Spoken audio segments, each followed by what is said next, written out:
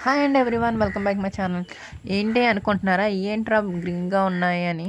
ఈ చాలామందికి తెలీదు. కానీ చాలా యూజ్‌ఫుల్ ఉంది. ఈ నల్లరికాడలు డైలీ తినడం వల్ల.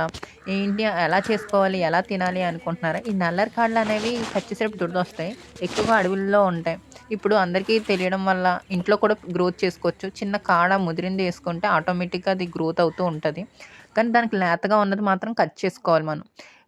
ఎముక సమస్య ఉన్నవాళ్ళు, అలాగే కోల్డ్, ఫీవర్ ఉన్నవాళ్ళు ఈ పచ్చడి చేసుకొని తినడం వల్ల చాలా యూజ్ ఉంది.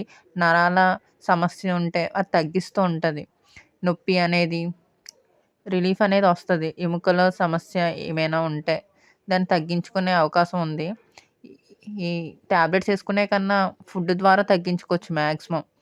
కానీ మనం ఫుడ్‌నే నెగ్లెక్ట్ చేస్తుంటాం. బయటున్న ఫాస్ట్ ఫుడ్ తినే కన్నా నేచురల్‌గా ఉన్న ఈ మొక్కలు, వెజిటబుల్స్ మనం మంచి ఫుడ్‌గా ప్రిపేర్ చేసుకొని తినడం చాలా మంచిది. ఈ నల్ల కాడలనేవి చూసుకొని కట్ చేసుకోవాలి. ఎందుకంటే ఆ జిగురు వల్ల దురదొస్తది. అలాగే కొత్తిమీర, మునగ చిగురు మొత్తం కలిపేసి ఈ ఫ్రై చేసి తర్వాత మిక్సీ పట్టో, గ్రైండర్‌లో పచ్చడి చేసుకొని తింటే చాలా టేస్ట్ అనేది ఉంటది.